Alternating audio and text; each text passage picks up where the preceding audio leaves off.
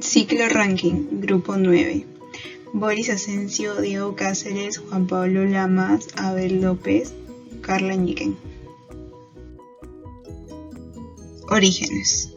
William John McCord Rankine fue un ingeniero y físico británico que en 1840 se dedicó a estudiar las leyes de la termodinámica y estableció el ciclo Rankine, la cual es una máquina de vapor compuesta por una bomba, una caldera, una turbina y un condensador. Procesos en el ciclo Rankine. En el estado 1, el agua entra a la bomba como líquido saturado. Este proceso necesita de un trabajo de la bomba para que se condense isoentrópicamente y adiabáticamente, es decir que del paso 1 a 2 la entropía del fluido se mantenga constante hasta llegar a la operación de la caldera y no hay transferencia de calor.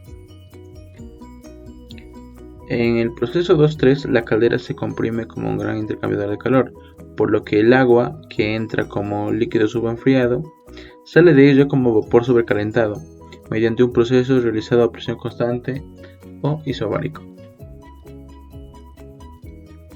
En el proceso 3-4, el vapor sobrecalentado en el estado 3 entra a la turbina, donde se expande isoentrópicamente produciendo trabajo al hacer girar el eje conectado a un generador eléctrico.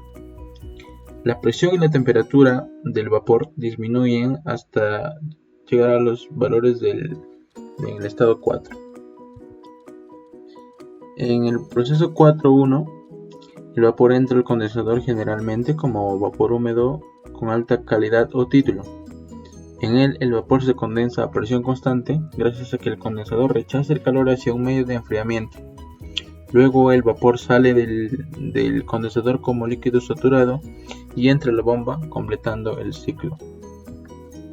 También podemos analizar este ciclo mediante una gráfica de temperatura versus entropía, donde las líneas que cruzan la curva serían los procesos isobáricos que se dieron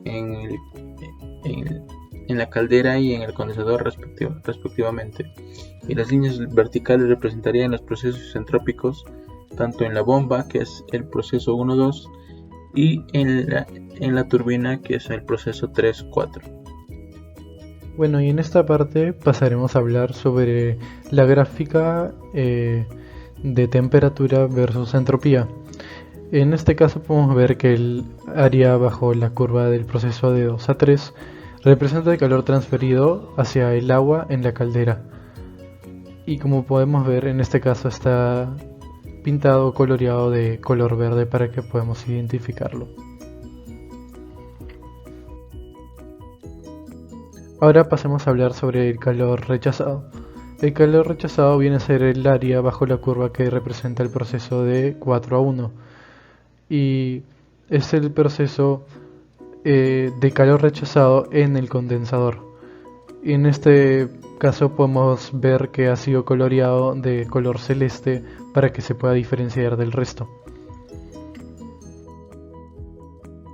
Y ahora pasaremos a hablar sobre el trabajo neto. Como ustedes pueden ver, hay una zona la cual está pintada de color rosa. Esa zona viene a ser el área encerrada por el ciclo que representa el trabajo neto producido durante este mismo ciclo.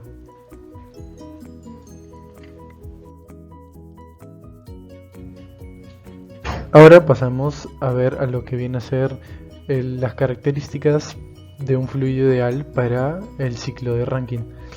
Necesita tener las siguientes características. Necesita tener un calor latente alto, baja capacidad calorífica, temperatura crítica por encima de la de enfriamiento, alto valor de conductividad térmica, baja presión a máxima temperatura, presión mayor a la atmosférica a la temperatura mínima, bajo volumen específico, estado líquido a condiciones estándares, poca variación de la entropía con la presión y finalmente ser barato, estable, abundante, no inflamable, no explosivo, no corrosivo y no venenoso. Lamentablemente, este fluido ideal con todas aquellas características no existe, pero tenemos el líquido o el fluido que viene a ser el agua, que es el más cercano y más accesible para este ciclo.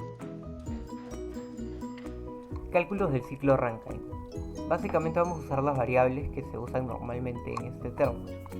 Vamos a tener calor, vamos a tener trabajo, rendimiento térmico y entalpías específicas de cada estado del ciclo.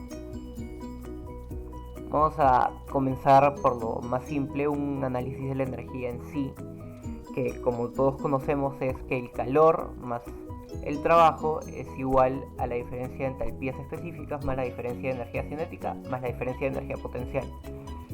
Pero debido a que este ciclo se va a dar con componentes estacionarios, podemos despreciar las energías teniendo simplemente que el calor más el trabajo va a ser la diferencia de entalpías. Teniendo esto en cuenta, debido a que el proceso Rankine trabaja de manera muy específica, durante la bomba vamos a tener calor cero y también durante la turbina, y durante la caldera y el condensador el trabajo será igual cero.